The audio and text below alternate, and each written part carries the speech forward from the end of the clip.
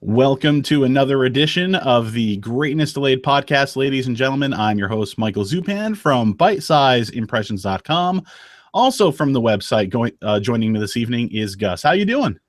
Eventually, I'll be there on the site. Like I think about it all the time. I'm fine, by the way. Thank you for having me again. I'm Uh, always like I'm very picky about topics, I guess. So, but you'll get something soon. I swear. I swear. I oh, swear. that's fine. If you haven't been listening to the podcast, basically I brought Gus aboard recently as a writer onto the site, as well as basically my co-host here on the podcast, since he's always here. We decided to tackle this podcast a little more frequently together. So here we are. It's just about a week and a half after we did our post E3 coverage show. And just so everybody knows, as much as I loved having those conversations pre and post E3 this year, like 4 hours a piece was a bit much. Next year, we're going to change the format of that a little bit. It'll be a post-heavy E3 thing. We'll have a conversation beforehand, but it'll be a normal, like, routine, like 1.5 to 2 hour show. So, anyway, before we get started with the subjects here that we have this evening, I just wanted to ask you, Gus. You've said that you were basically going through this plan that you have in order to get through a little bit of backlog or play some games that you're interested in this year. I was just wondering how that was going for you. It's going okay. I've been basically bouncing between Dark Souls 3 and then Xenoblade Chronicles X on Wii U, and then just match after match of Overwatch. But then I started getting a weird retro itch, so I started combing through like PS1 classics and 3DS like virtual console stuff. So now I'm in kind of downloading some games like just to scratch a retro itch. So, what have you been playing retro specifically? I just bought 3D Super Hang-On. For the millennials that don't know what that is, it's like a very old like Sega racing arcade game where it's not even so much racing, but like basically get to the checkpoint before time runs out.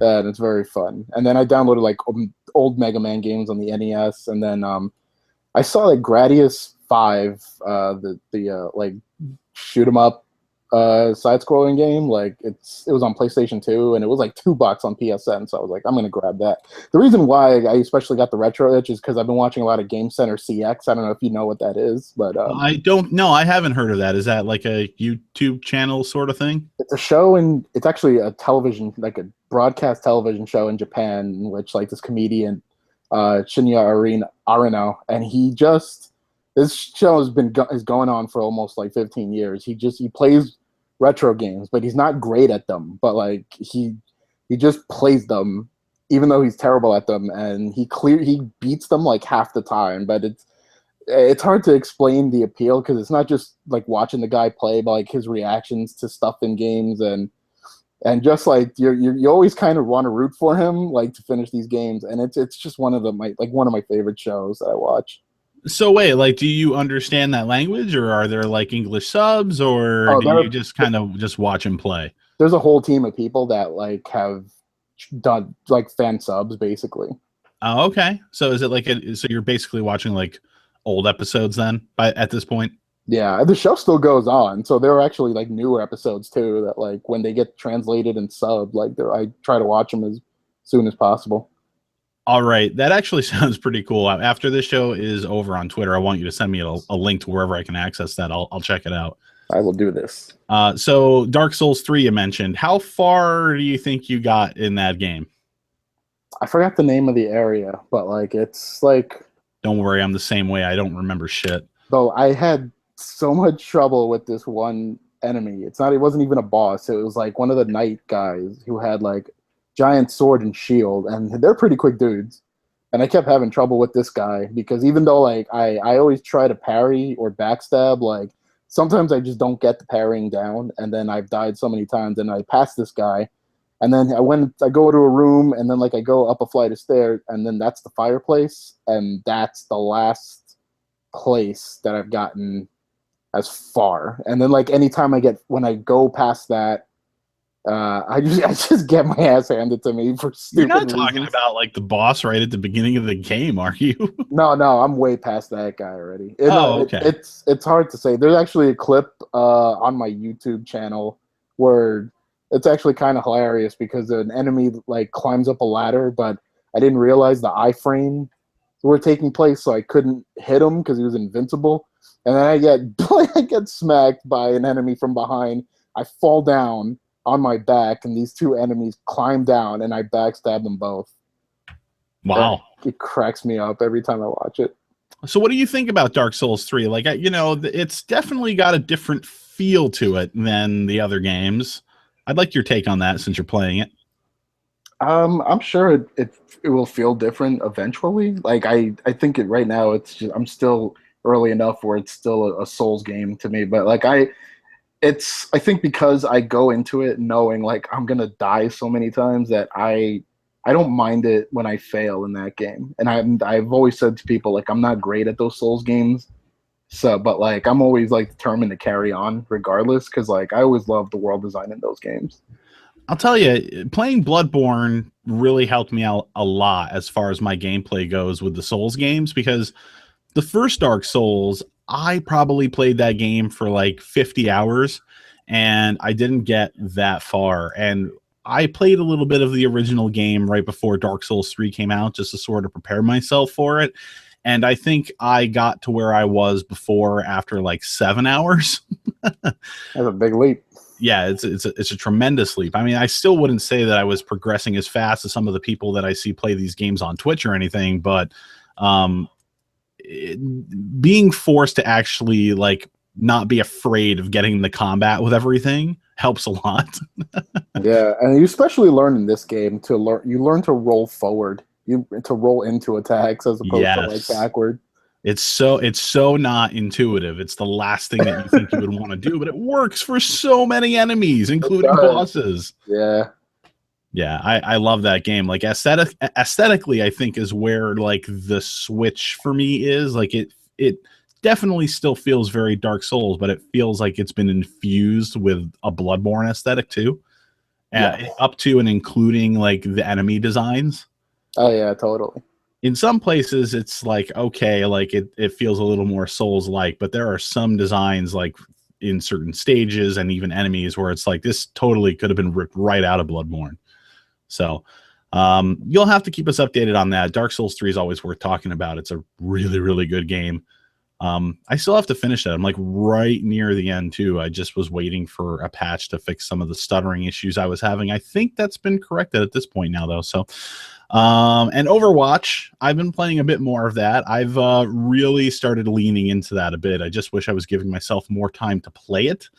I just haven't, because I've been I probably put about 30 hours now into The Witcher 3 again in the last like month or two. So I've been having a blast with that. I don't know if I'm ever going to get to the DLC content of that game, but you know. Oh my gosh. I know, yeah, I'm really trying hard, but I'm planning on starting like a new game like either tonight or tomorrow. I got that Lego Star Wars The Force Awakens. Okay. And I'm definitely going to play through that because I love those games. They're a good breakaway from everything else.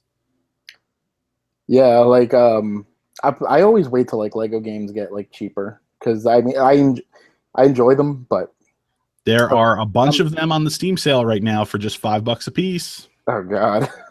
Yeah, I bought a bunch of them because there were a bunch that I haven't played. I've never played the Harry Potter ones. I've never played the old school Star Wars ones, Pirates of the Caribbean. So I got some catching up to do, but I don't know if I'll get to that. I also revisited Trials Fusion. I heard a lot of bad reviews for that Trials of the Blood Dragon game. So I figured I would go back and try Trials Fusion again. And I've been having a lot of fun with that. I really like that game. Like it, even though it's not the same gameplay, I actually tried Race the Sun a bit on PS4. It's kind of fun game where it's just basically like you collect these orbs and try to like stay afloat while your like vehicle that's solar powered, like you're trying to basically race the sun, like literally. Like if the sun goes out, like you're done. But I keep because sometimes you move so fast that I just crash into shit. And it's like, oh, okay. It's like basically like a quick pick up and play kind of game. By the way, speaking of Trials Fusion, I haven't been following news on the DLC at all, but I guess apparently since I stepped away from this game for like the last couple years or however long it's been, like the last major piece of DLC was basically you're a unicorn that breathes fire, and the rider is basically like a cat. Oh, jeez. It's freaking ridiculous. Like, that's kind of not what I play Trials Fusion for. Like, I appreciate the absurdity of it, and that there's a certain level of humor and even a little bit of badassness to it in a way. But I didn't find any of the levels in that DLC challenging or anything, and I'm kind of wondering, like, it almost had like a story the way they were doing it. And I kind of wonder if that was like their experiment before leading up to Trials of the Blood Dragon. I don't know. I was going to say, Hopefully, it sounds like something that would be in that game. yeah, I don't know. I have really no interest to play it, and now that everybody's talking kind of negatively about it, I probably won't ever get around to playing it. Like, I love Trials and I love Blood Dragon, but those two things together, especially hearing that a lot of people feel that like the run and gun stages are just abysmal, I don't think I'm going to spend money on that at all at any point. Yeah. Anyway, enough video game talk. I as I said, I've been playing, The Witcher 3, a little bit of Trials, and I'm going to be playing a new game starting tonight or tomorrow. So I have been posting videos up on the website, bitesizeimpressions.com. It's a new format sort of thing I'm doing, since I've basically figured that I can record video locally on my machine without impacting gameplay performance of even the most demanding games. So it's basically just 10 to 15 minutes of me just giving a general overview of my time with the game and giving my opinions about it. They're not like formal reviews or anything, but these videos should give you a good idea as to what to expect out of a game, what the value proposition is, basically the best bang for your buck or not. And yeah, that's it. I've got videos up for Witcher 3, Overwatch, and Doom up, and I'll be doing that for other games that I play that are brand new as well. So everybody be out on the lookout for that. Let's move right along into the first major topic of the show this evening. Basically, E3, as I said earlier, has come to a close, and we're sort of laying in the week and a half after that has just died out, basically. Everybody's sort of moving on back into playing their regular games or waiting for games to be released and not really talking about the buzz or the hype anymore, except for some people. E3, when Microsoft had announced their new machine, the Xbox Scorpio, it has done something amongst the Xbox fan base, at least a certain segment of it. And I guess this is not something that I want to call out Xbox fans for specifically, just because the tides are always turning in this console war thing that's always going on. It's always back and forth. Back during the last generation, the Xbox 360 came out. It was the first, and everybody was like, oh, fuck you. The PS3 is going to come out. It's going to be more powerful. It's going to have a Blu-ray player. Screw your little rinky-dinky machine. Yeah, we weren't first, but we're going to get it done right. The machine comes out, and it was difficult for developers to program for the cell processor on the PS3, at least comparatively to the Xbox 360, which was much more familiar to them. So a lot of third-party games actually ended up looking and performing better on the Xbox 360 as a result. So there was a lot of crow going back and forth between both camps last gen because, again, PS3, we've got the more powerful machine. Xbox fans are like, who cares? We got the better performance. And then, of course, Don Matrick takes the stage and he unveils the Xbox One, and it's basically this DRM machine. He is basically giving the worst PR presentation in history, including the follow-up interviews that he did. That whole thing where it's like, well, if you want an offline solution, we've got an answer. It's the Xbox 360. And Xbox fans have been eating shit from Sony fans ever since. Of course, at that point, it was all just sort of speculative because nobody really knew. We knew what the numbers were looking like. Yeah, the PS4 looks more powerful, but let's see what actually happens when these consoles come out. Just before the console launches, however, for this generation, we saw early reports coming in that games like Call of Duty, I believe, and maybe even Battlefield, they're going to be running at, so-and-so resolution on the PS4 and a lesser resolution on the Xbox One. And that's when Sony fans really started to grab onto things with their teeth, and like, good, we finally have proof. The Xbox One is an inferior machine compared to our almighty PS4. And ever since, Xbox One fans have not been able to really recover, because there's a lot of Sony fans out there that have just been attacking them nonstop ever since the beginning of this generation, and they haven't let up. So that brings us to E3 this year. Phil Spencer takes the stage. At the beginning of the conference, he unveils the Xbox One S, and at the end of the show, he unveils the Xbox Scorpio. Now, everything right now is just sort of speculative. We have some sort of figure about the PS4 Neo 4K, 4.5, whatever the hell they're going to call it. And everybody's like, oh, it's going to have like 4 point whatever teraflops, despite the fact nobody knows what the hell a teraflop actually is. And now the news is, oh, the Xbox Scorpio is going to have 6 teraflops. It's going to be superior. It's going to be better than the PS4K. And I'm seeing Xbox fans on the internet, on social media, like basically celebrating victory over a theoretical console that's not going to be released for something like 18 months. And they're comparing that to a machine that's also not released yet. And I want to talk about this. Have you been noticing any sort of shift, Gus, in the way that like Xbox fans have been behaving ever since E3 this year?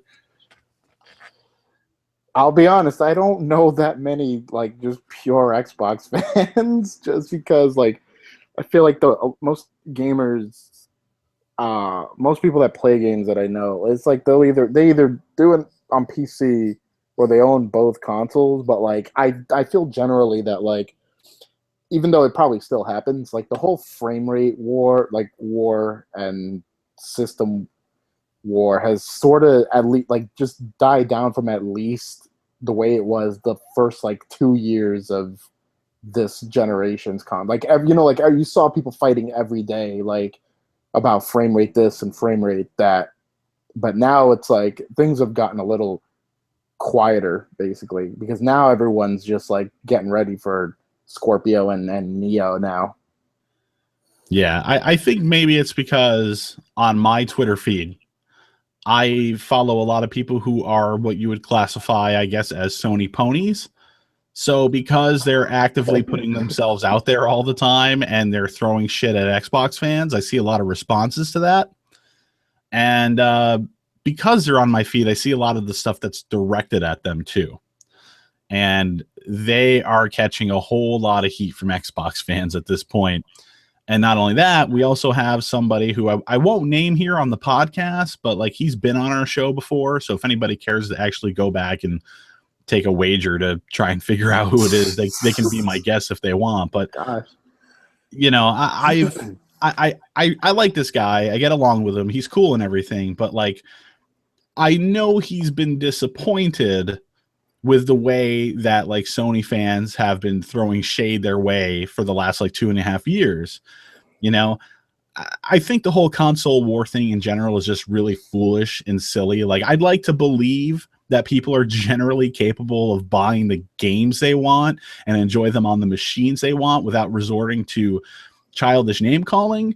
But that's what it's all been boiling down to. Like, and I'm just going to talk about this generation instead of, rolling everything up since the beginning of time, because there was always that aspect of video gaming, I suppose. Sega does what Nintendo don't, So it's basically children shouting obscenities from across the playground, bullies taking advantage of the anonymity that the internet provides and all that stuff. So like, he's been trying to position himself this whole time as like, well, it's all about the games and it's all about like, the friends that you're going to play with. A lot of them are on Xbox Live and they've got the TV feature. I really like that, so on and so forth. And now that like the ball theoretically is in his court because of the announcement of the Scorpio, I would kind of like to think that maybe like an Xbox fan that has been dragged through the mud for the last 2.5 years would take that ball and say, you know what, I'm not going to play this game. I'm going to drop it and I'm going to go home. Like, this isn't worth my time. It's childish. It's foolish. No, that's not the way things go down at all. I'm seeing him and I'm seeing a lot of other people throw all that nasty shit right back at Sony fans. And like, the thing though is that it's kind of hypocritical because last generation, they didn't have the most powerful machine, right? But they had the best performance on their console. The whole idea this time around with their argument right now for two machines that haven't even been released yet is, again, Scorpio has 6 teraflops. PS4K is going to have whatever teraflops it's going to have. Teraflops don't necessarily mean it's going to like relate to what the actual end performance result is going to be. Like there's video cards that are on the market right now for like the PC where just looking at the numbers, you would say, oh, there's going to be a great difference between this card and that card. And sometimes it's not. Sometimes the performance difference, like in practice, is actually very, very small. Sometimes the card that you think would underperform actually performs better than the other one too. So there's a lot of other stuff that goes into actual video game performance. Microsoft should know how to utilize that to their favor. I don't know. I just think that the whole thing's really hypocritical, though, and that they're kind of missing the forest through the trees that are in front of them, you know? I don't know. I had to talk about this because the console war business, the whole fanboy thing business, it really, really makes me upset. Like, it's been going on obviously for years, and it's been going on obviously the entirety of this generation, I think, so far. But like, I just, is this what iterative console gaming is going to bring to the table now? Like, we get to have these arguments like fresh and heavy, like every 2 or 3 years now. But it's just weird that because like at this point we're 3 years into the generation, and it's going to be another one before the iterative, like the updates come out. The incremental updates, but like if we're 3 years in, like the message has already been kind of established. Like Sony's like has been killing it with PS4 sales, you know, like right, just about every single month, save for like a few. But the Xbox is still kind of going on, and Microsoft has been kind of trying their best, you know. I don't even think they think they're gonna ever catch up or play catch up, but they're just gonna do the best with a I don't know if I would say bad situation, but definitely not an ideal one. Right. But I just don't, from that perspective, then see like why anyone would still be throwing shit when there are honestly problems like people between both systems of this generation. And I like just generalizing like this generation has just. It just came out of the oven too early, and I think these iterative consoles are like they're communicating that message. But there's just no, I just don't understand why anyone would still fling that kind of shit around, and especially because now like any Xbox game, I don't know if it's just first party or exclusive. I mean, they're already coming to PC. The Xbox exclusive that came out last year that didn't do so hot, I think, is about to come to the PlayStation 4. You know what I'm saying? Like, eventually it's all getting sorted out anyway. Right. So I don't think at this point, like, I don't know why anyone would still kind of be playing this fanboy nonsense when it's just like, you're still going to play a game in the end. These companies are still going to roll in. They're going to roll in the money. You're not going to see like a cent of it. Like, I don't know. Like, and it's not even something I think about daily, and this was before, and I owned the PS4 for longer than I owned an Xbox One, and I feel like my life is the same after the fact.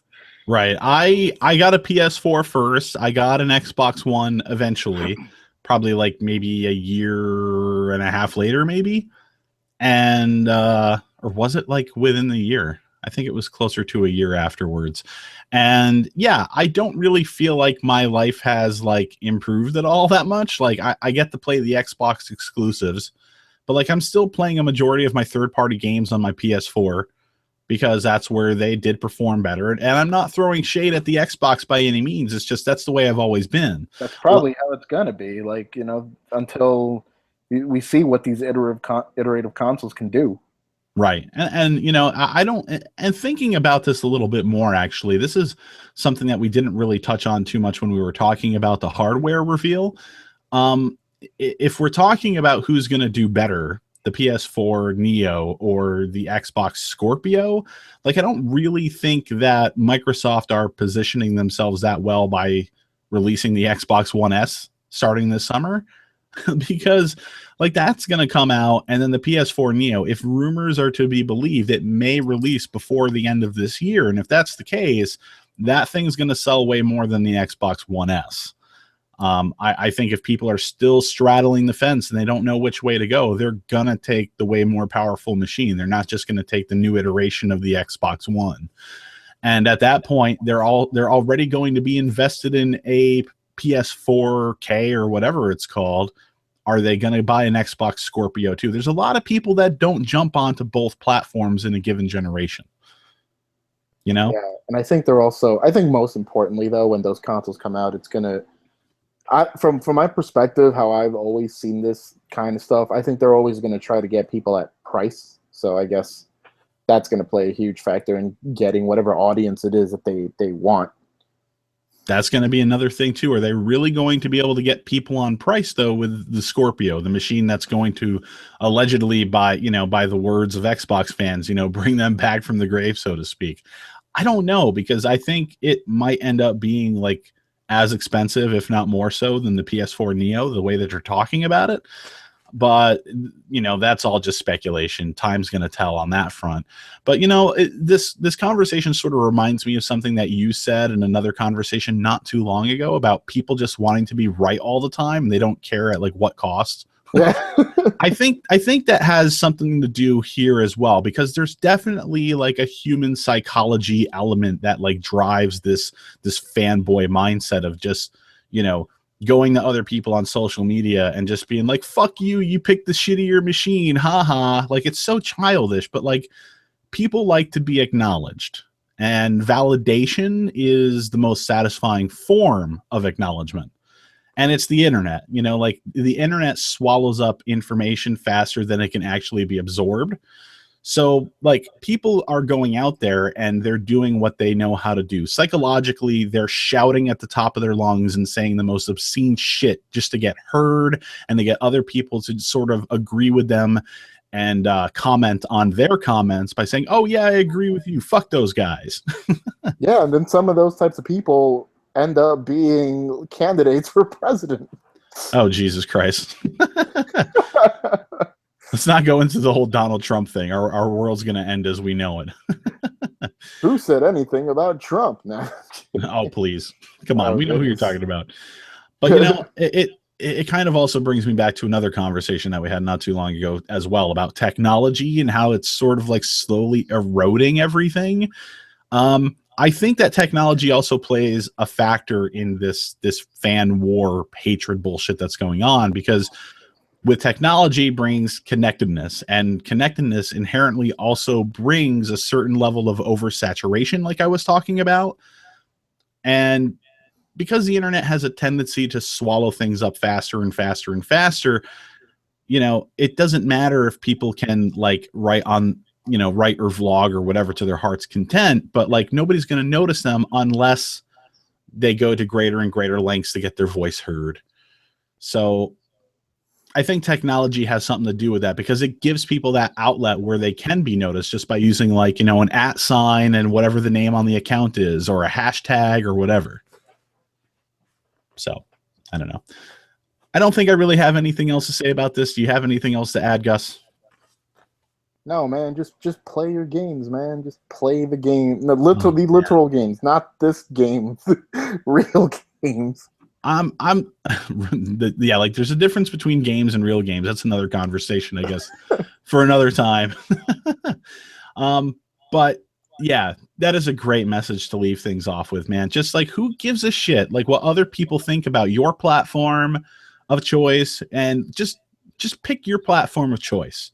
Whatever machine you think you're going to have the most fun with, whatever machine's going to have whatever you think are going to be the best exclusives, whatever machine has the internet package where your friends are going to be playing on the most, buy that machine and just play the games and shut up and have fun. Like, I've got every option of gaming at my fingertips, and like I don't see, like, there's positives and negatives to all of it. And even if you don't think so, like, there's positives and negatives to the companies that are driving this hardware. So, it's like Microsoft isn't perfect, Sony isn't perfect, and we could sit here all day and I can run off a list of reasons why both of them are screwing people over, So, speaking of screwing people over, Inafune finally released Oof. Mighty Number Oof. 9. Oof. Do you like that transition, Gus? That is, whew, It's a little rough. that one. That was fire right there. Oh, yeah. I had to take that opportunity while I had it. It just sort of fell in my lap. Yeah, man. Mighty Number 9 came out like at long last after several delays, 3 years after the Kickstarter, and like it released to very middling reviews, basically. Middling, is that what we're calling them? I've seen like most of the time it's like average, and I don't know if the probably poor reviews too, but like it's just basically the overall point is not a good release. No, especially not for a game that had been delayed so much. And, you know, there's a lot of other stuff that kind of goes into the story of Mighty Number 9 too. It certainly doesn't help the perception behind this game of the people who purchased it and played it and reviewed it or whatever. Obviously, for a lot of people on the internet, Mighty Number 9 is a story of a game that's just been delayed far too long, that was kickstarted, and now it's here. But there's more to the story than that. Inafune, like, he basically was disappointed with the way that people view like Japanese game developers nowadays. Like, they used to basically have like the world in the palm of their hands, and nowadays there's a lot of love for Western game development, and he kind of wanted to bring some of that love for Japanese game development back across the world. So this guy who used to work for Capcom made a new company called Concept, and his his project here that I was going to bring to life was, I'm going to do a Mega Man game, but it obviously can't be Mega Man because I don't have the rights for that, but it's going to be Mighty Number 9. So kickstart the shit out of that, and we're going to make this game. So people waited on that game for a while, and eventually there was another Kickstarter for yet another game while Mighty Number 9 was still in development. Do you remember the name of that game, Gus? It was like Red something. Red Ash, because it's like a play on Reed Ash, I think. Okay, that's what I thought it was. Kickstarting a game wrong. like a Mega Man. That was a Mega Man Legends type of game, and then he wanted to kickstart an anime too. But basically, like, I mean, I think everyone's followed the Mighty Number 9 saga by now, in which like they asked for X amount of money, and it was as most Kickstarters tend to be a low amount, which is never enough. So they add like a bunch of stretch goals, and then they made way more than they like kind of had anticipated. But basically, again, like it seems like there were a lot of development issues, and we're kind of maybe learning that Inafune is not really that great of a manager. And that's when everyone quotes that Hideki Kamiya tweet, the developer at Platinum, where, you know, the one where he's a businessman, not a creator or whatever. Yes. Yeah, infamous tweet. But yeah, I mean, with that game though, like I'll admit that I have not played it. If I ever see it on sale for like $3, I would probably give it a go. But when I watched people play it on Twitch though, like the day it came out, like it looked like boring. Not even just boring. It looked like a first gen PlayStation 2 game. Yeah, it kind of does. And it's just, you know, I don't know. Like, I've been spending a lot of time in the last like month or so playing Mega Man 2 and 3 on my Nintendo, and playing Mega Man X on the Super Nintendo. And when Mighty Number 9 came out, the first thing that I like to do for games that I'm curious about, regardless of how good or bad people are saying they are, if I'm really not sure I want to spend money on it, I'll go on Twitch and I'll watch somebody actually playing the game. And I'll watch the game for a while, and I'll kind of try and form an educated opinion, at least in that way. And the game just looks so dull. It didn't look like a lot was happening at any given moment. Like, it just wasn't like fast paced enough. The overall level design felt very dull and plain and uninspired. Some of the levels I watch were like, this is not great level design. And then there were decisions, and like I'm sure people saw, because that Kickstarter had like a lot of stretch goals, man. A ton of them. I don't even know if any, like, how many of those modes like made it into the final game. But like I was like, why did they even have a stretch goal for voice acting? Like, Why did they it even makes have multiplayer? Why like why was there any sort of multiplayer component whatsoever? That was part of the reason for some of the delays that they had. It's like, well, the multiplayer component's not working the way we want it to yet. It's a fucking Mega Man game. What do you need that for? Leaderboard shit? and we didn't even touch on the technical aspects in which like people who were getting their keys upon release who had backed that game on Kickstarter, like if they claimed it too early, like the code wouldn't work, or some people were getting their codes for the wrong platform that they backed it Oh for, or yeah. the wrong region that they lived in. But like There were some then people there who got was multiple codes, some people who didn't get any codes. then There there were were some people. reports of the Wii U copy bricking Yes, that's consoles. what. Yep, that's what I was gonna say. That like at first it was like that it was bricking Wii U consoles, but it turned out not to be the case. But it was just like it was just your normal game crash, multiple game crashes, nothing sinister, but Oh still yeah, like nothing even sinister then, at all. But um, it's even worse actually because it wasn't just the games that you brought up before that they were working on, but they've also famously been working on Recore for the Xbox One. yeah, and that's made by the group Armator. No, yeah, Armator. I think they're called the former like retro studio guys that worked on the Metroid Prime games, but like now I think there's now some like fear and doubt like about that game. Probably not as like widespread or even as like as in depth as I'm making it sound, but like I don't know. now Microsoft didn't seem to mention his name at all his during the name on that, presentation yeah. at E3. But it's just like I did see a lot of people upon that release like we're now having that same conversation like we're always having with Kickstarter. Like, what does this mean now? Like, do people still have faith in this Kickstarter thing? And it's like, I mean, it's basically like you're betting you bet what you're comfortable with losing, basically with Right. Kickstarter, man.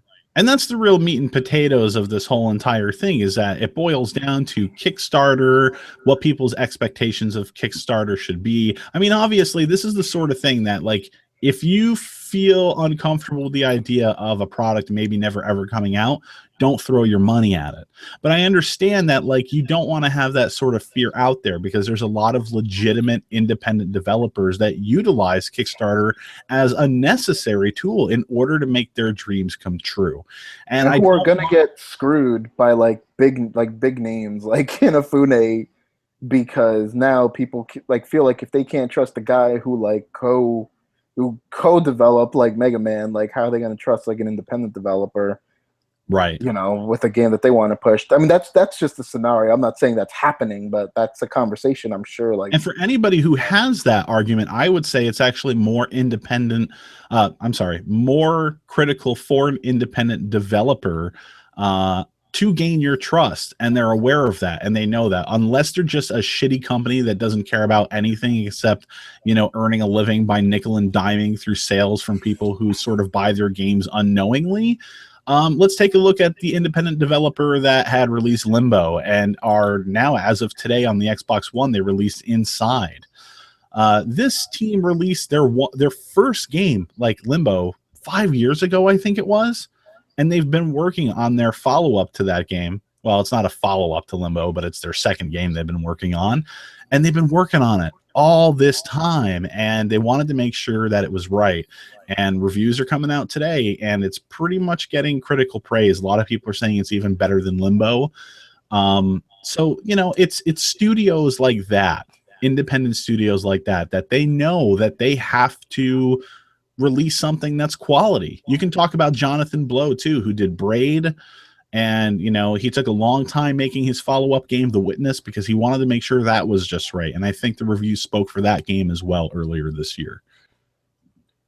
yeah, and it's just like I feel like it's when we have these conversations just about Kickstarter in general, like it becomes exhausting because I think people approach it from a right or wrong platform, which I don't feel like that's what that's the direction we should go. It's basically like how comfortable are you, the person, like you know, again, like I'm going back to the gambling metaphor, man. Like how comfortable are you, like losing X amount of money, placing a bet, but essentially. Right. You Which is have what you that have is. to And place a bet in the hopes that I'm you're saying going to this. help that project come to life, but you also have to expect it may not happen. I'm saying this too, having backed the Shenmue 3 Kickstarter. Like I know what I'm getting into with that, like good or bad. And that's another one of those Kickstarters where it's like stretch goals up the ass, where it's like they need Yeah. more and more and more money, and you kind of wonder, what's going to happen with that project, if it's going to be able to meet any sort of expectation, not just the expectation, because obviously there's been a lot of fan hype surrounding that game ever since it was unveiled at E3 last year. But yeah, I agree with you. The whole Kickstarter conversation, I don't know why everything that happens as far as a conversation nowadays has to be broken down to a this or a that. It's either black or it's white. And I don't tend to think that way specifically. With Kickstarter, I know personally I would never invest my money into a project. I'm so excited for Ukulele, for example, but I didn't put any money down towards it because I don't it kind of brings me back to this conversation that I'm always having about like DLC, or even just pre-ordering games in general. Like I don't tend to do that because I don't like to put my money down on a game, even if it's just a $5 pre-order, if I don't know what the quality of that product's going to be. I've only seen everything that a studio wants me to see. Screenshots, very specific gameplay videos, or even just bullshit videos and screenshots. So Kickstarter for someone like me in that respect is a lot worse because you're basically putting money down on a product that doesn't even exist yet. So that's one side of the coin for me. That's part of the evil side of Kickstarter, if you will, if we want to quantify it that way. I don't obviously feel that way, but I'm sure people understand what I mean. But as we've been saying, there's also the healthy side of Kickstarter too. Like a lot of legitimate, decent products can arise as a result of Kickstarter. Yeah, it's basically just like a bigger obstacle for developers to just climb through, especially because now developers, and I think I was reading like a quote. It's not a quote from Tim Schafer from Double Fine, but paraphrasing, where it's like, back, traditionally customers would just take their gripes out on the publisher because the publisher was the quote like evil guy. But now, with the developers engaging more, especially via Kickstarter, and like, people are kind of seeing, like, getting a bit more in depth as to how these things play out when there's no publisher like backing it. Like now they're like the dark side of fandom basically, Right.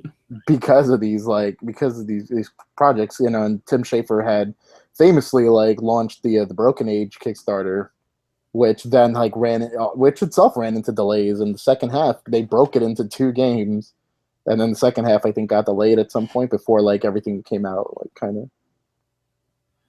Yeah, essentially, like we're sort of, and this is something that Ben Kuchera actually said. I don't like Ben Kuchera at all on Polygon. I have my reasons for that. I think he's really that guy who's really trying to grab clicks just by writing shit that may be insincere just because it's going to get people talking about it. But I read that article too.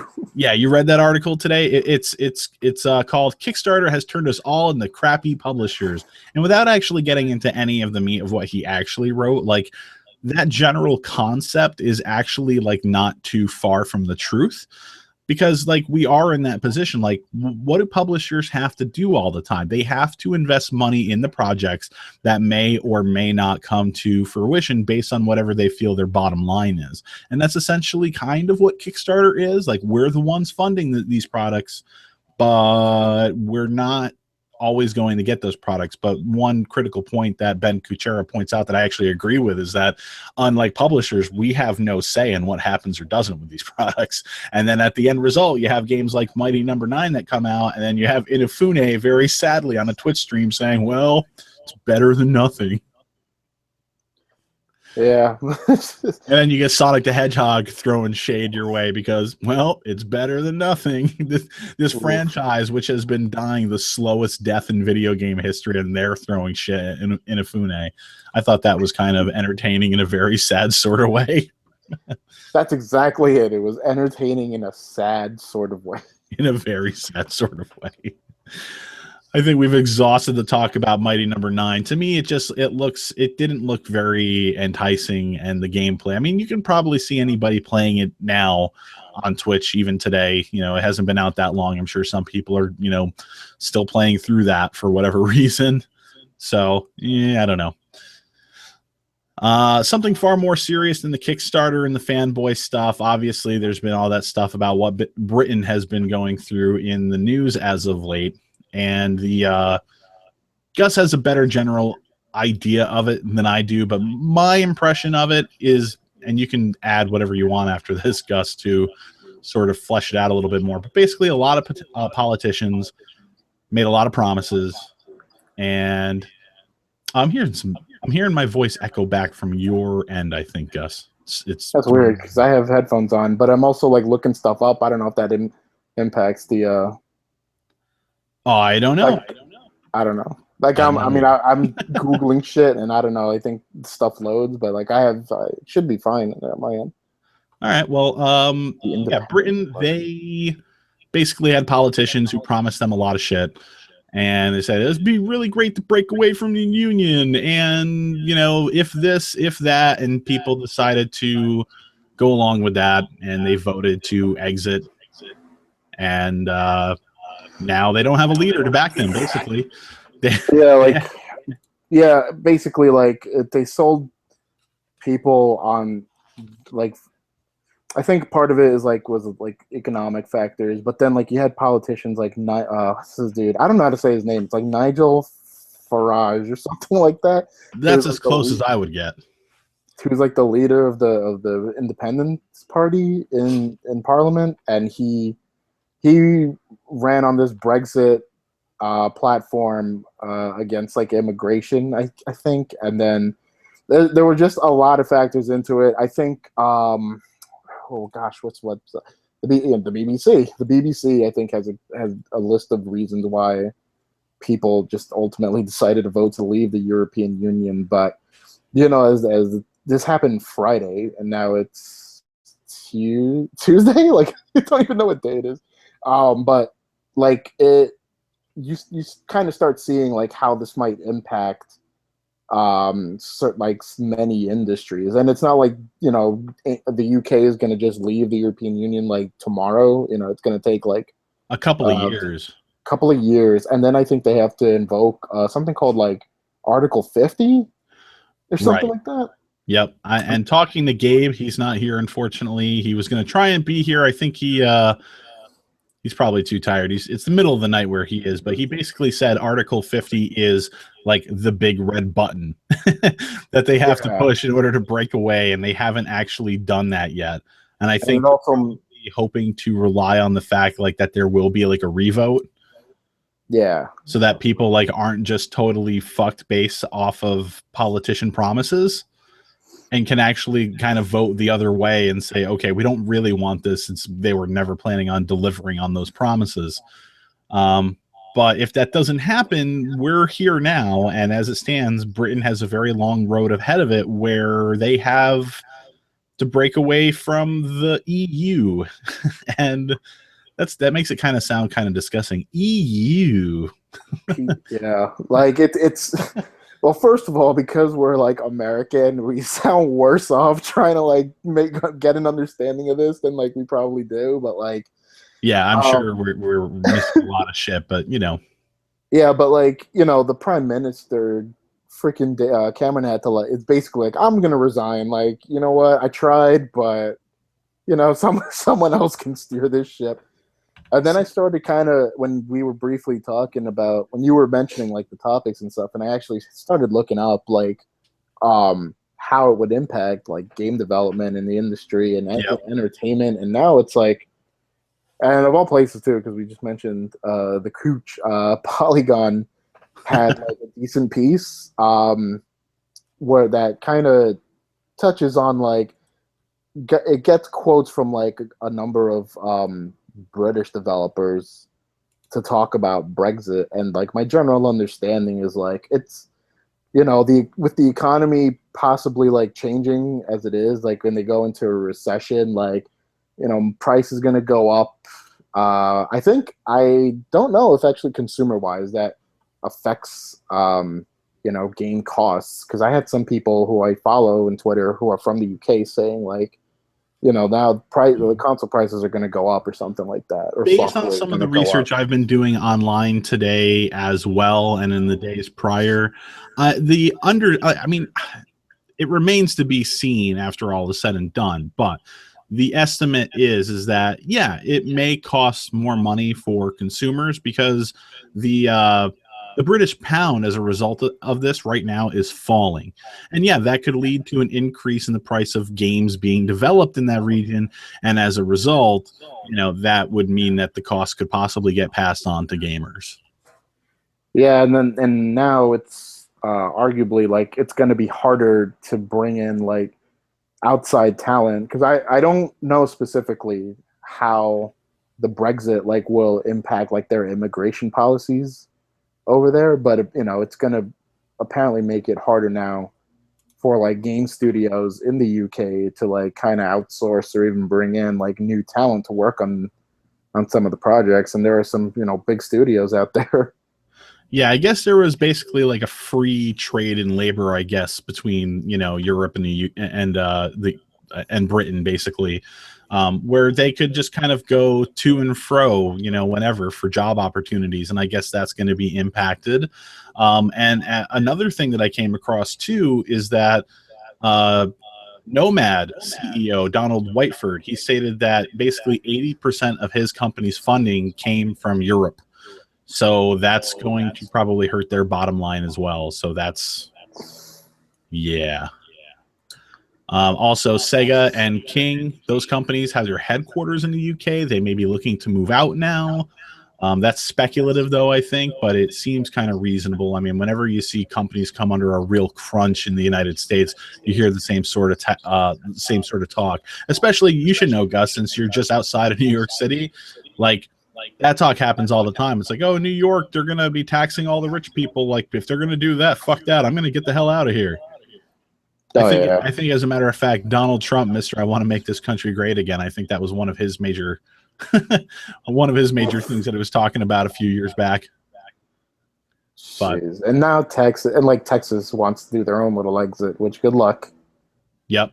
Another thing too that is going to impact companies is that the UKIE, which is the trade body that represents gaming companies in the UK, just back in January of this year, they effectively got a little over like $1.5 million as an investment to turn London into a really hot, gaming spot, basically, as far as development's concerned. And at this point, like those tax breaks that a lot of smaller independent companies rely on, they may have to be put on hold, go away, or at the very least be reapproved after all this paperwork gets done. God, what a mess! And I can't. It's hard to even add to that because like I'm just completely like ignorant to their economic policies over there in the United Kingdom, let alone the whole European Union. But it sounds like it's going to definitely have an impact on this. Yeah, I mean everything, and from trading to the way business is handled, the way I understand it, because from what I understand, and I could be wrong and ignorant on this as well, but like it seems like they piggybacked a lot off of Europe as far as laws, and now that they have to come up with their own shit, and they have to spend the next couple of years like defining everything for themselves as their own entity, Britain. There could be a lot of changes, but I don't know. It's Michael Pachter. He's gone on record already, obviously, since he's an industry analyst. I don't know. He's predicted a lot of things that I could have predicted from, the fast food lane while I was sitting on my cell phone looking at news on Twitter. But I mean, he seems to think that overall this isn't actually going to impact gamers all that much, or the video game industry all that much as a whole. He believes that, yeah, it's going to impact some jobs and shit like that, unfortunately, in the UK and Europe probably. But all in all, like video games are still going to be made by the major publishers, wherever they're going to end up doing it. And they're still going to put those games out. People are still going to buy them. And it's going to probably be business as usual in that respect without too much of a to do. So it sucks for anybody who's going to miss out on job opportunities. It sucks for any companies that may have to actually shutter because they just can't afford to operate without, those tax breaks that they were having or whatever. I feel really bad for anybody who's in that crunch of a situation. But I mean, it is good to hear that it's not going to affect the gaming industry as a whole. But like really, what the it's hard Like to a really ripple quantify. effect. Yeah, it is a ripple effect, but like Sort of. the thing where that ripple effect starts is with the independent developers, and I think the independent development scene, even though I play more AAA games than indie games, they're by far the most interesting scene to pay attention to, because I think, as we were saying before, independent developers know that they really have to make a name for themselves.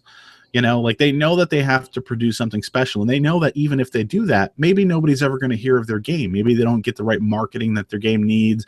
Maybe their game is never featured on Steam and doesn't get that exposure, and maybe they sink because of that reason. But the independent developer scene, there's a lot of good ideas and a lot of good stuff coming from there. And if there's some of those great projects that are, being worked on that have to get canned as a result of this, that's what I'm ultimately really sorry for losing in all of this, if that's what's going to happen. Yeah, it's just an unfortunate situation. It sounds like. I mean, just generally, in general regarding Brexit, like I've just been reading like, forum posts left and right, just like, and not just like typical internet like reactions, but like people trying to like break this down and understand it, because it just sounds like a mess. Like, yeah, a big mess, and they actually look kind of foolish because, again, it was that whole thing about politicians promising them things that they can never fulfill, and now that the country, talking to Gabe, and I'll speak for him again since he's not actually here. He basically figures that the politicians in Britain never expected this to happen. He thought maybe at most the politicians expected to get like 40% of the vote for actually in favor of leaving. But maybe that might give them more leverage to get some more of whatever they want out of Europe. And when people actually turned out and said, okay, let's do this, let's be our own thing now, the politicians like didn't know what to do. They didn't know who to turn to. They didn't know who was going to lead this thing. They didn't have any plans in place, and they do look stupid. if that's what went down, if that's what happened, like this is going to be like a very important thing in history that's going to be taught for a long time to come. This is something that's going to end up in history books. Oh, definitely. I mean, for basically, a country to like pull away from another one where they kind of like worked hand in hand basically together, and just kind of be like, nope, screw you guys. And then to be looking at themselves in the aftermath and be like, what the fuck did we just do? Like, it's a big flub. And even the politicians are like, yep, sorry, I didn't mean all that shit. I'm going to resign. Bye.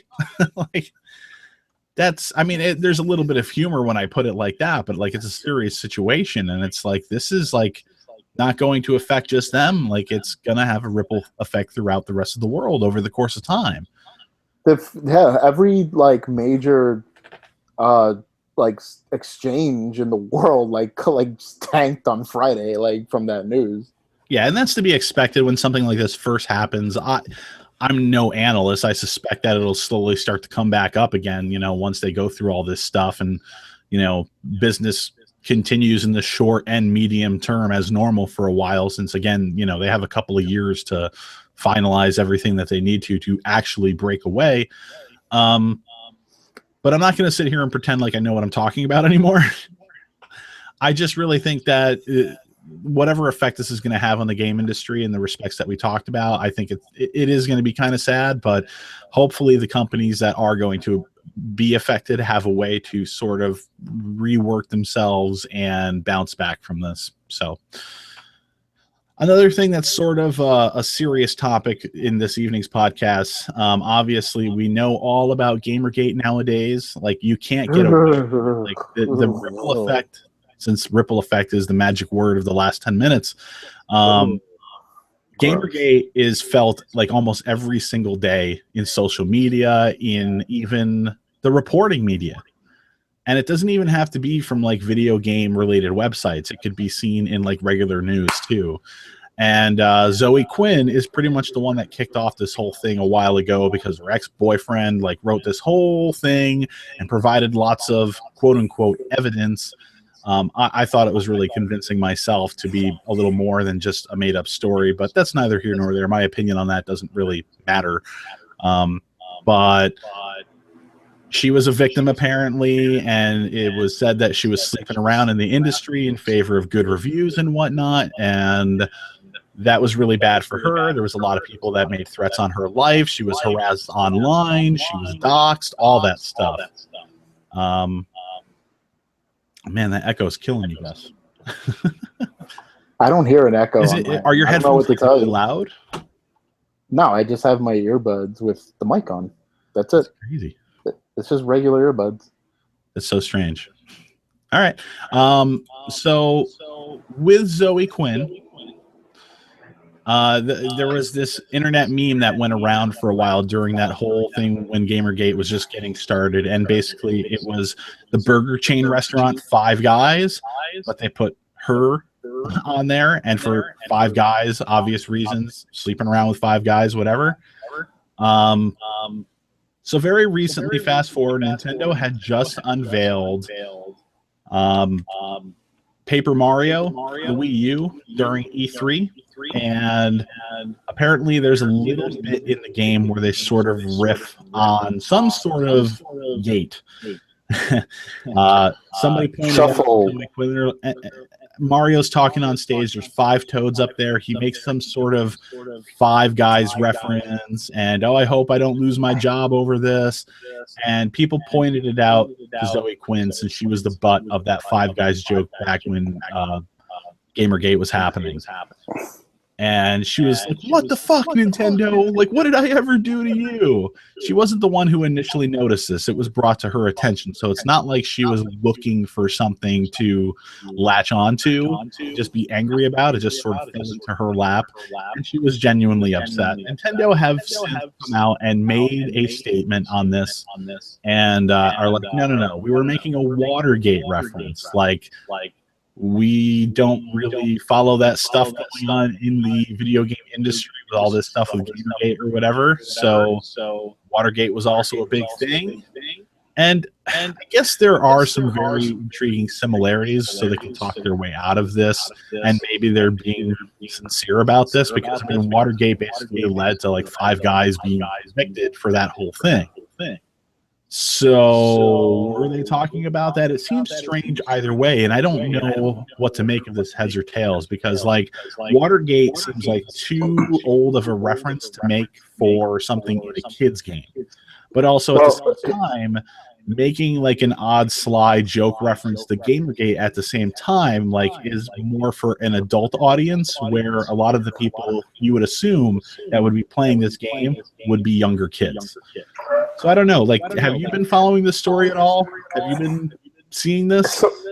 Sort of, yeah. Like, I don't follow is the word, but I think what happened was that that Paper Mario game has a line. The one thing to understand too is like that the Zoe Quinn tweet in which she posted like 2 screenshots, they're not like consecutive. So like, very true. You know, they're not said like one after another in the game supposedly, but there's Nintendo made that clear too, I believe.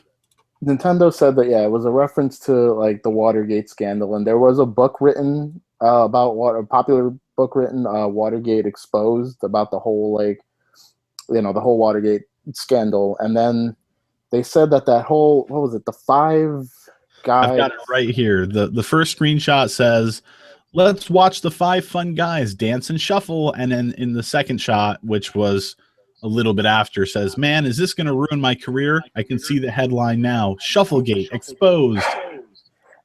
Yeah, like, I think then they said that 5 fun guys thing was actually a reference to like some characters in Mario Party. Like, yeah, that had appeared in Mario Party. But I think like the real takeaway from this though is that like, man, like we really can't help ourselves but like to just explode on Twitter before we can like kind of talk to who we have to and have like a private conversation about this before like trying to, you know, make it public, but that's beside the point. B, I feel like even if that joke was reference to like a 40-year-old, like 45-year-old event that happened in this country, like that, it's just a very weird context. And I don't know why, even if they were talking about Watergate, people made a whole entirely different generational connection. And I don't know why anyone like at Nintendo wouldn't like still pick up on that, whether that was intended or not. You know what I mean? Like that, but like they obviously have to be aware of the sensitivity out there in regards to this stuff, because they just recently let go of an employee, Allison Rapp, I think her name was. Yeah. Yeah, Allison Rapp, because I mean there was something that she wrote as like a college like thesis or something like years ago, basically talking about everybody interpreted what she was writing as her advocating for child pornography. So I was obviously like, what the fuck? That's kind of crazy. If that's true, why would Nintendo have her on the payroll? So let me do what a lot of other people out there are not doing and actually go and read her fucking thesis. And her point was basically how like Western countries kind of were putting their values on like Japanese culture. I guess younger kids in Japanese culture, like being portrayed in a sexual way, wasn't like as big of a deal as it was in other parts of the world. And that was her whole point. And other parts of the world, even though they weren't too strict about it at one point, over the years they changed. And as they changed, they looked at the Japanese and their culture and said, "Oh no, you have to conform with us. Like, you guys are fucking sick and perverted. What's wrong with you?" And they gave them lots of heat over the years, over the decades as a result of that. It was something along those lines. Basically, Western places pushing their thoughts and beliefs on another culture somewhere else in the world, and that was kind of messed up. But apparently, all the heat that Allison Rapp was catching for that was not going to phase Nintendo. Nintendo didn't mention anything about it. They didn't comment on it. But eventually she did get fired, and apparently Nintendo fired her because she, not for this, but because she was moonlighting as an escort. And I would assume that they have some sort of morality clause in their contract or something when they hire someone. And based on that piece of information, they said, okay, we're going to have to let you go. So this Gamergate thing has impacted other people and not just Zoe Quinn. That's a little besides the point, but I did want to bring that up because that's important to note, because if it wasn't for the fact that this whole thing with Zoe Quinn initially didn't get started, there wouldn't be that kind of witch hunt going on in this industry right now. And that's sort of what's been happening for the last, what was it, year, 2 years, something like that. I don't even remember timeline wise anymore. It's been going on forever, but they just put a hashtag on it like 2 years ago, basically. Well, that's when it really exploded.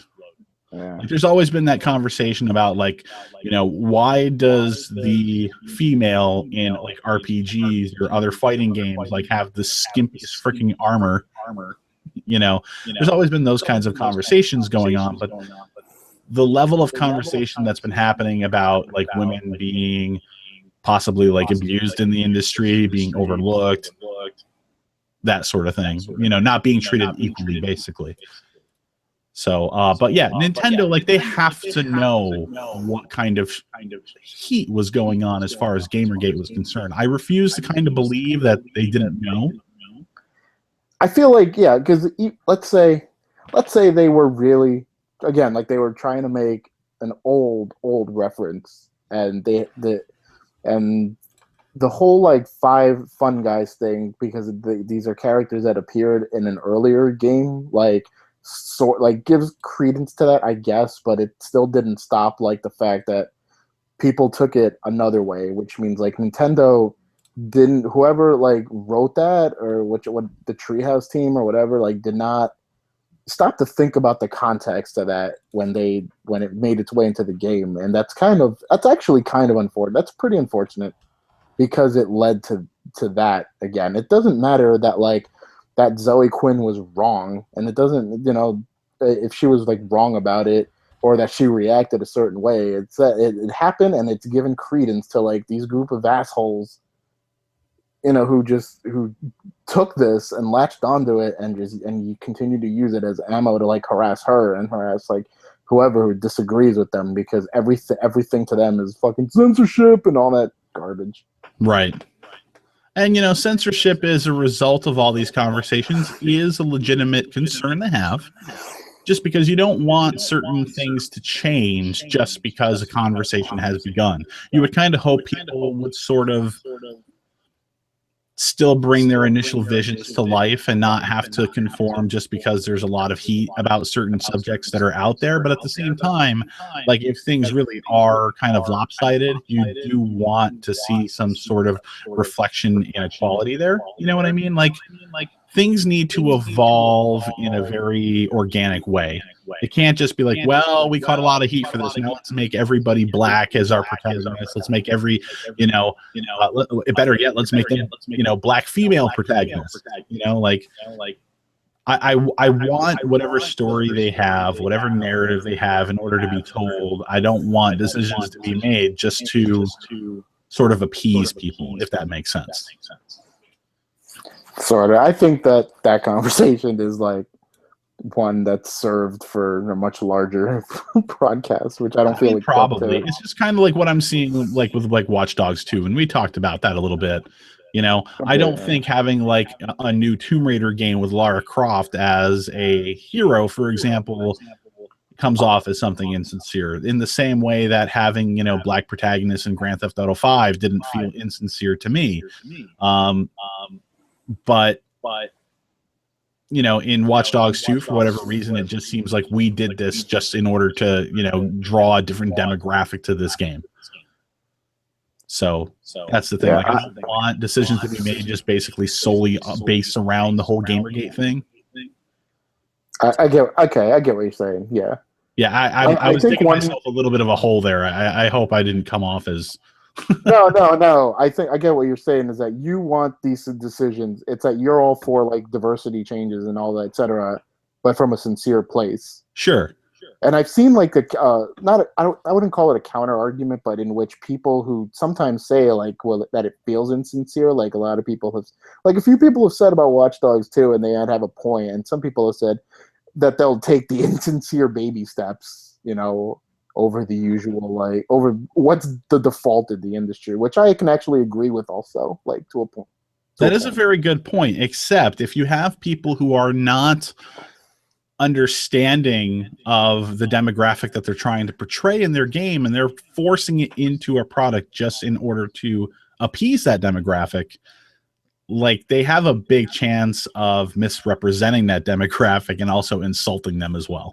Absolutely. Totally. So, I mean, it's a very risky thing. Like you would want, maybe what needs to happen instead is that companies, they need to be proactive, and instead of saying, let's wedge this in there, let's get like more new age people, younger people basically into like the story drawing boards to come up with ideas that like wouldn't exclude anybody for any reason in the initial stages of like story design or character design. And then you go from there, instead of, paying these, fat white middle-aged businessmen, who's puffing on cigars in a conference room all day saying, well, yep, our numbers are down in black males ages 18 to 25. Let's give them a young dude that can parkour and run from the cops, because that's what 3D, they do at that age, right? And 3D print guns. Oh, that game is not going to ever stop taking shit from me. Maybe it'll come out and be really amazing. I'm hoping it will be, but again, we covered all that. Do you have anything else to add to this Zoe Quinn thing? Like, I think we basically stated what needs to be said. Like, it's unfortunate that Nintendo didn't really see. It's just an unfortunate situation, and it wasn't like done out of malice or anything. It was just an unfortunate thing. And you know what? And some people have kind of tried to call her out for overreacting, but like I honestly almost felt empathetic. Like maybe like blasting on Twitter instead of like maybe contacting a PR person at Nintendo, since she might have that kind of clout. Like maybe that should have been the first step. But from her perspective, though, she's been on the brunt end of this garbage for like the last couple of years, and it's like I don't blame her for reacting that way. You know what I'm saying? Like this whole conversation, like with her, I think actually got me banned from NeoGAF. Really? Yeah, and it was nothing like crazy. Like basically my last comment before I got banned was basically it was basically what I said here on the podcast. Like personally, I don't believe like her claims based on everything that's been mentioned and the story that's been presented.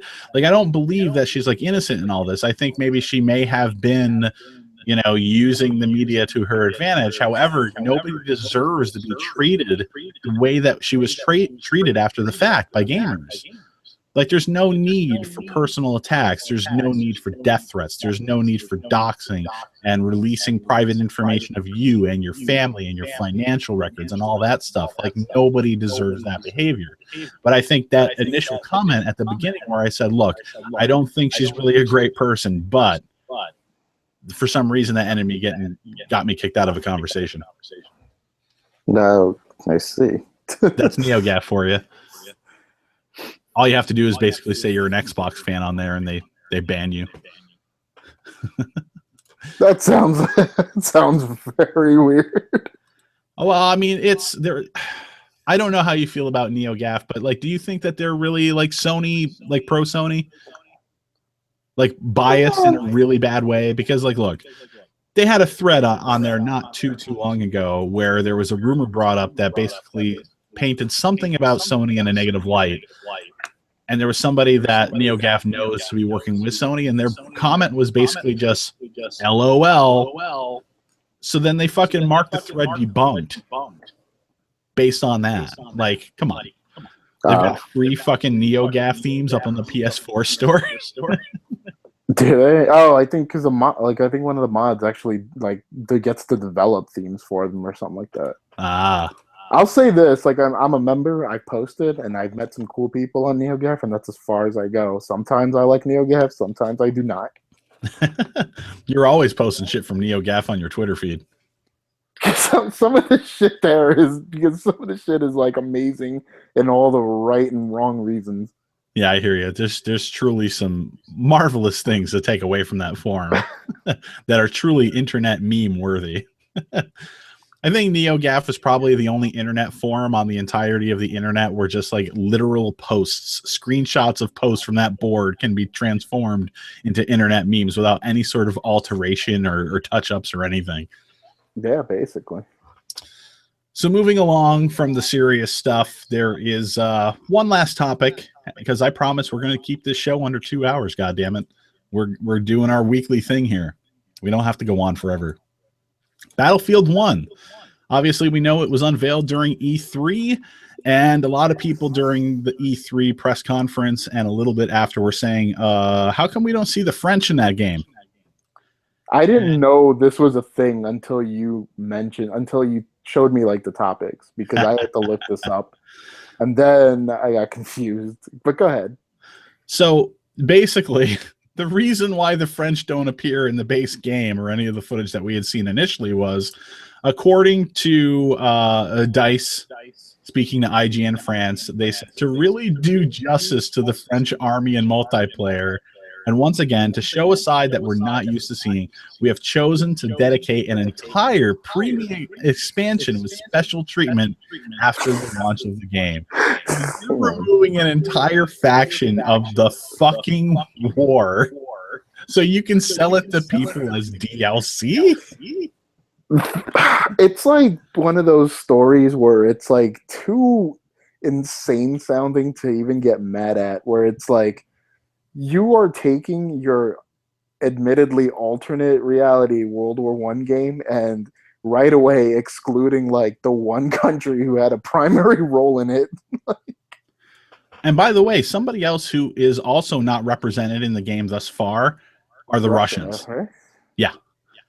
Like, never mind that we the United States came into that war at like the tail end, and even then it was like almost in a supporting role of sorts. I don't think Electronic Arts is ever going to learn a fucking lesson. Like, that was one of the main complaints that people had, like, going into Star Wars Battlefront, was that it felt like that they were holding shit back just because of DLC.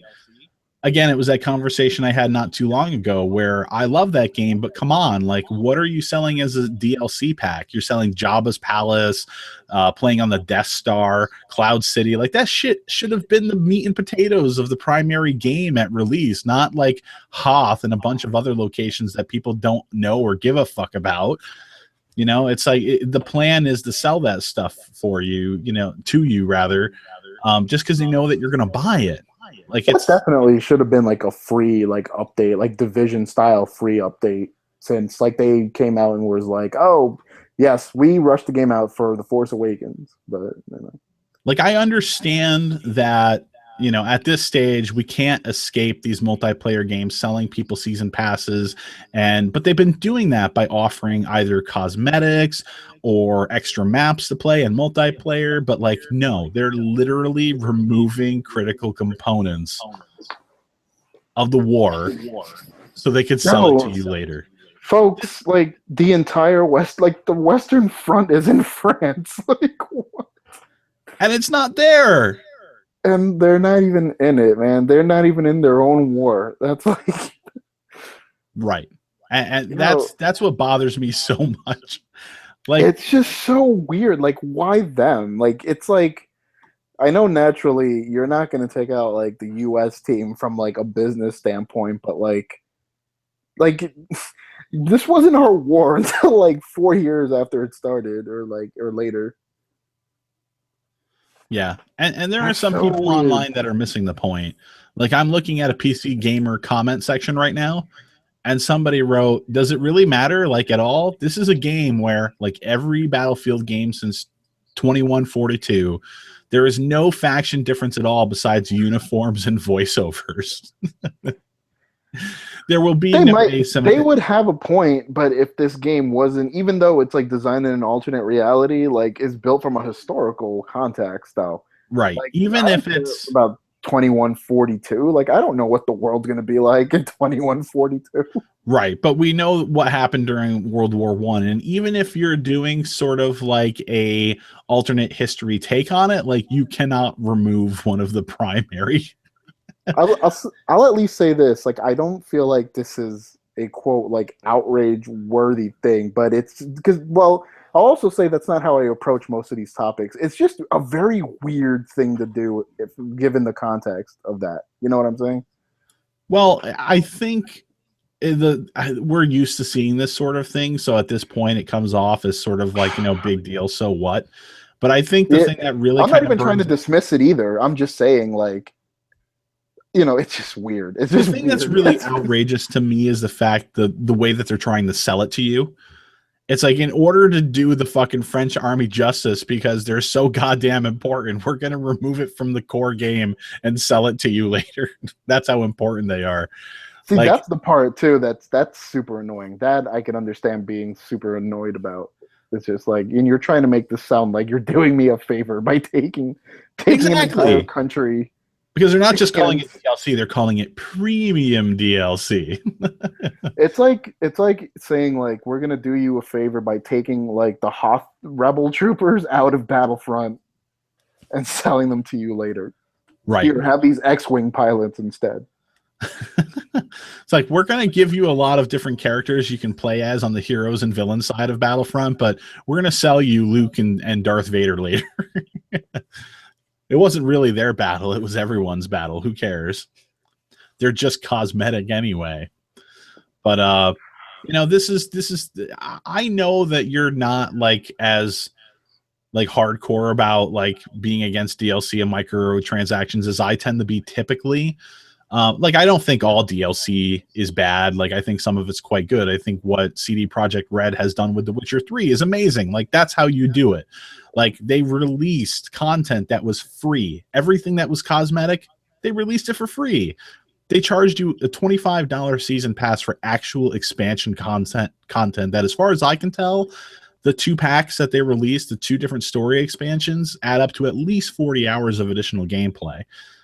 But like, what we're seeing with most other games is that they're just finding ways to carve important shit out of these games and sell it to you. And the further we go down the pike and the more that people spend money on this stuff, like, they keep trying to spring these new DLC sales ideas onto people, and like something like this is the test for us to see if they can get away with this shit more and more in the future.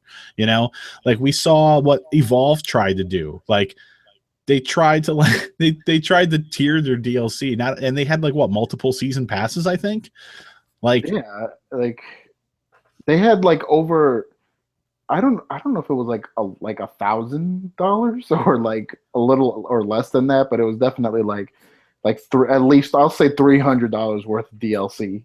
right, you had to buy a season pass, and there was still a lot of other shit to buy on top of that.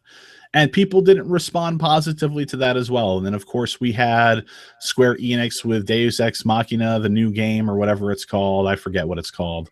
But the new Deus Ex game, like they had Mankind Divided. your pre-order program, where you basically got to choose your perks for pre-ordering the game, and people, you know, they backlashed on that too.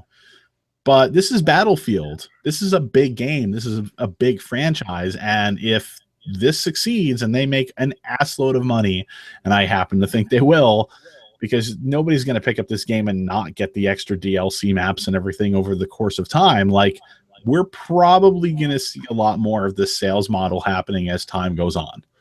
And I know that you're probably not huge into the slippery slope argument, but there's definitely precedent in this industry to see that that's a valid concern. Oh no, you're right. Like I don't disagree with that at all. Okay, I always had the impression that you were kind of like not kind of on the same page as like how DLC like is a bad thing. I don't. Typically. I guess because I don't think about DLC because I rarely ever, if I ever, buy it anyway. Oh well, that's a fair enough point.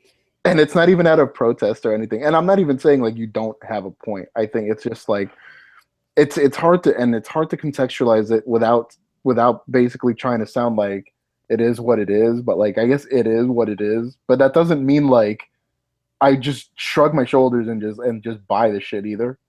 Right. It's weird, man, because it is like it's like a different kind of slippery slope. Because like I will say, like I can't stand season passes.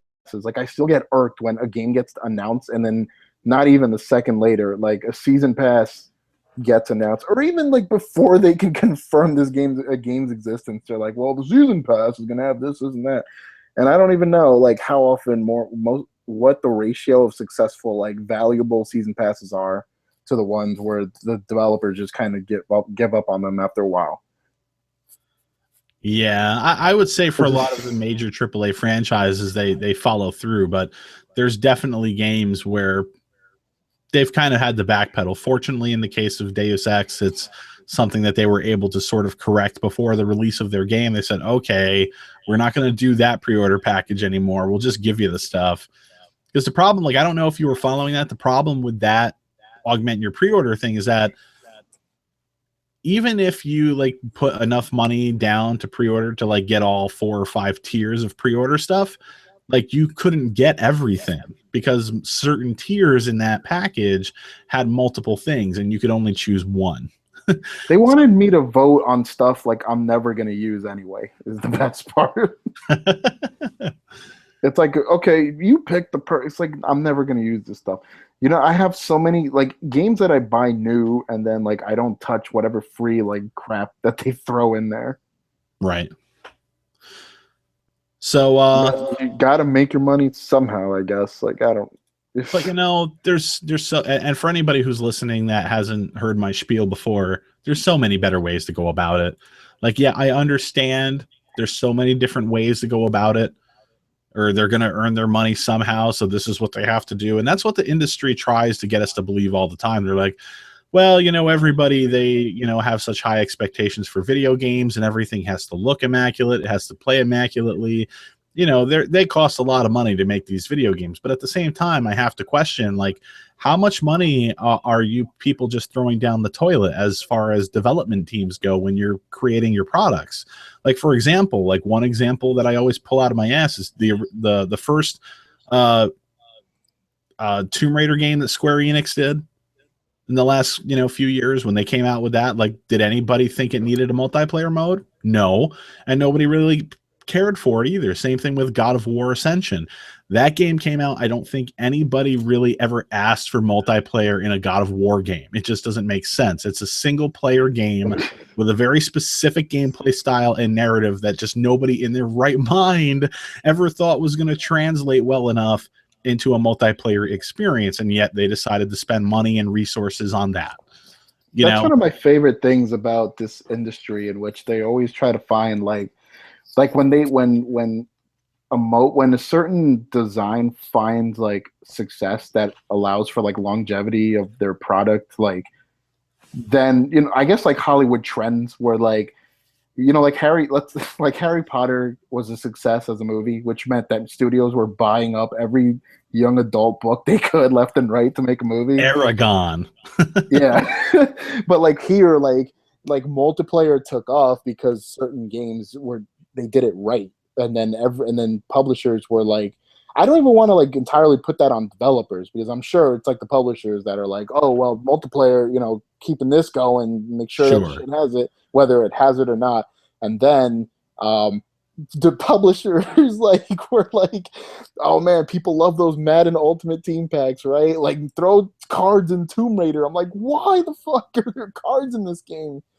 Even though like I think the cards ended up being just for like a single player mode. They weren't like a competitive thing or something like that. But like, I just love like this industry just continually finding ways to like bring about longevity to their products, which they should. But then like they do it in the most arbitrary and more often than not like not great ways. And and then they're like confused as to like why people don't always receive these kinds of decisions well. Right. It's like, well, these games are expensive. We have to pay for them somehow. And that's how they sort of positioned this thing with Battlefield 1.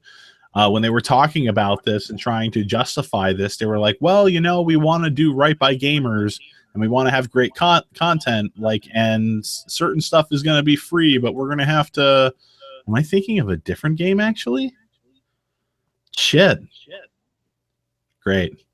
Total train wreck. It might have been for Battlefield 1 where they were saying content was going to be certain content. No, it had to have been a different game. Somebody was saying recently in the industry that, okay, well, it was Titanfall 2. Titanfall 2 is the game that I'm thinking of. And the developer for that game, what they were saying was, yeah, we're going to release like maps and shit. All that stuff is going to be for free, but that stuff is kind of expensive. We have to pay for it somehow. So they didn't come right out and say it, but there's probably going to be microtransactions in that game. And that thing really burns my ass too, because it's like microtransactions exist in the gaming industry mostly for what? For mobile games. And the reason why it works for the mobile gaming market is because those games are given out for free. They use that as sort of like a gateway to be an addictive drug, so that like you feel like, oh, I have to progress, or I need that shiny little, I need that little avatar that looks really cool for my character in the game. So like they want you to entice you enough to spend money that way. But like these are full $60 retail products. Like free to play business models should not exist in games that you have to actually pay to play, especially at full retail price like this. So yeah, that's another thing that I kind of wanted to bring up tonight, the Titanfall 2 thing, just as sort of a little add-on to this Battlefield 1 thing. It's just they're kind of like trying to position it in a way that sounds good. Like, we're going to give you free stuff, but there's going to be a rub, Is Titanfall 2 excluding the French too? No, they're just going to exclude all the big robots, and you have to buy them later on as DLC. All the French robots? Like, I know that in America, a lot of people seem to think that the French aren't that cool, but like, come on. As you said, it's basically their war. We're just not going to put them in the game. That'd be like making another World War II game and excluding Germany from. We're adding extra value to the French. Is what they just. That's exactly how they positioned it. God, they're that valuable that we're going to have to make it premium content. We have to put more work into those guys. I think we exhausted that topic enough. I could sit here laughing about that all night. So, as promised, this is the new sort of shorter format since we're going to be doing these shows more often than we were before, which was like basically like 4 or 5 times a year. So thanks for hanging in there, everybody, during the E3 stuff. And thank you for listening to this episode. And until next time, I'm Mike. I am Gustavo. And he is Gustavo. We'll see you later, guys. Have a good night.